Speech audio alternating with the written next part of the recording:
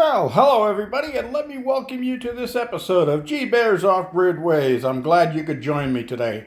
Sorry I didn't post yesterday, but my neighbor had stopped by to deliver my new replacement phone, my Samsung, and I'm recording on that now. And I went into town today to have them help me straighten out the situation because I had that prepaid phone logged in on my account, so I had to get that switched off and get this one switched on and so forth and so on. So I was over at Best Buy because I've been to them before, and they usually takes them a few minutes to do all that kind of stuff. And it was interesting. You can't go into the store at all. Employees only in the store, and all the employees have to have their temperatures taken before they go in and all that. So yeah, it was all done outside on the sidewalk, but I'm up and running. I'm glad I'm back. I got my Samsung, so I got my stabilization back, and I got my high quality video back and all of that. Anyway, we're back here at the cabin. You see, I put the baseboards in. I did all of that yesterday, actually, and got it all caulked into place, and you see it all the way along here. And that roll of caulking down there, I just picked that up today, and the little band that's on the tip right there, that's the color of the caulk. And I just eyeballed it, but I got a perfect match for the type of color of flooring that I'm using here. And I'm going to be using that caulk to go in the joint between the flooring and the threshold, because thresholds vibrate, they move and all of that, so I want a flexible joint there. I'll also have another one over here because this used to be the original entrance to the cabin, and I'm leaving that on for now because I like having the double security, being able to close the main cabin off from this new addition front room. And if I have somebody coming over later and staying here, and I have a sofa bed out here, I can close off this room from the rest of the cabin so they have some privacy in their own little room. Anyway, the other thing I did, you notice the flooring down there. Well, just so happened that Best Buy I went to was directly across the street from a Lowe's. So Lowe's Home Center. So I said, I'm going to go check them out. So I went in there and I found this oak flooring. And I put some up against the cabinet there, and it's a little redder than the cabinets, but I like it. It's a lighter color than the living room. And this is the box that it came in right here. I looked at this, and this one is a 20-year warranty. The other one was a 15-year warranty. So this one's actually got a better warranty. And guess what? This one was 20 cents a square foot cheaper than the other one. I got this for 69 cents a square foot. So I couldn't pass that up. So I've got my next project set here.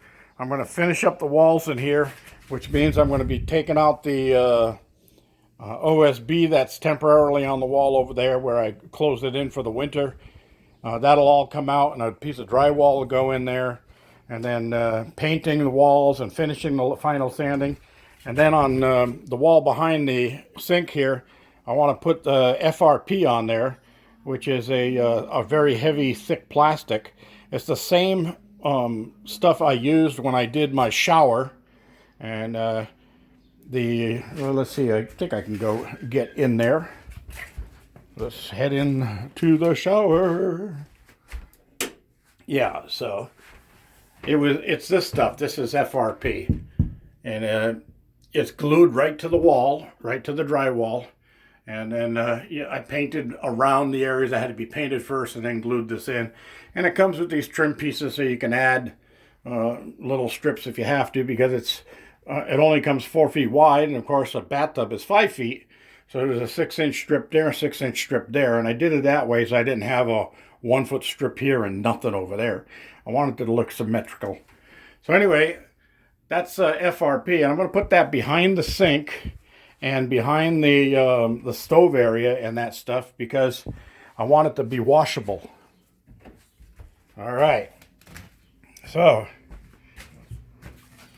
the next thing I wanted to mention was on this baseboard.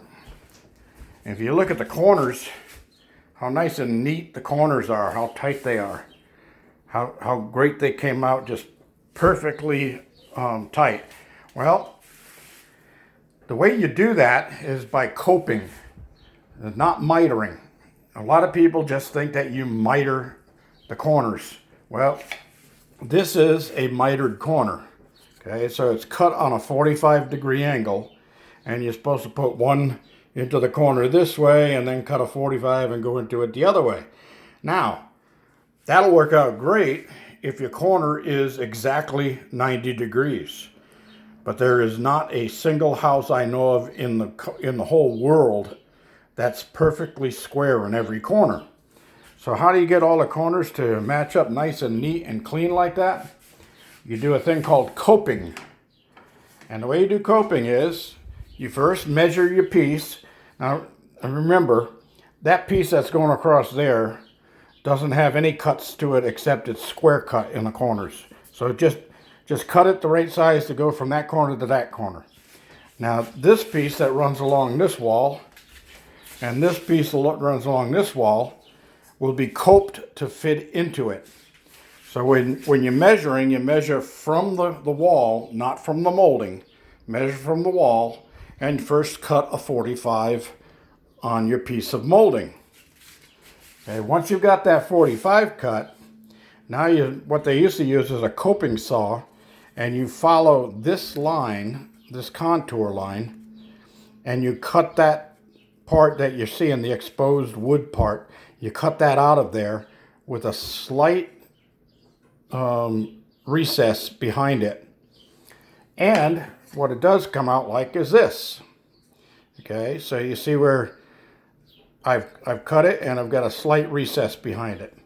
And the reason for that slight recess is when it goes up against the other piece of molding, let me see if I can get into focus here, goes up against the other piece of molding, you have a little bit of play in it, so if your wall isn't perfectly square, your joint still stays tight.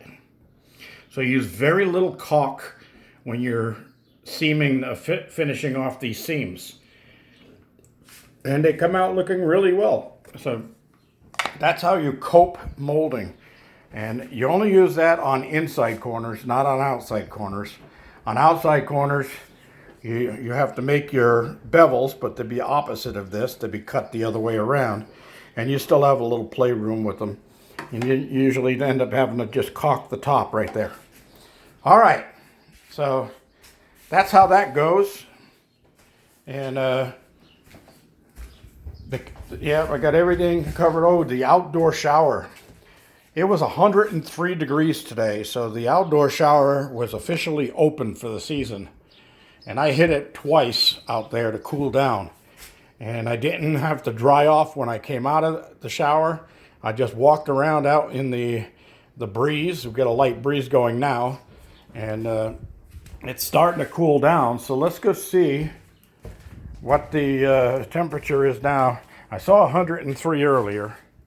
Well, let's see, we're down to 99. Oh my God, there's a cold front coming in. Dropped 4 degrees. Oh, nope, it's back up to 100. Yeah, it dropped 3 degrees in the past 45 minutes or so. So yeah, it's been warm. But now they're saying that this is going to be just for a few days with the high temps, and then we're going back down into the cooler temps, and maybe only highs in the upper 70s. Go figure. Weird weather this year. All right, everybody, that's all I have for today. Thank you for joining me, and I appreciate you coming to my homestead and seeing how things are going. Don't forget to leave comments and questions below, and give me a thumbs up down there, please. And if you haven't subscribed, please do. It's free. Click subscribe, and that's it. That's all you have to do, but except for when the little bell icon pops up, says notifications. Click on that so that you get notified when a new video is posted and you don't miss anything. G Bear signing off.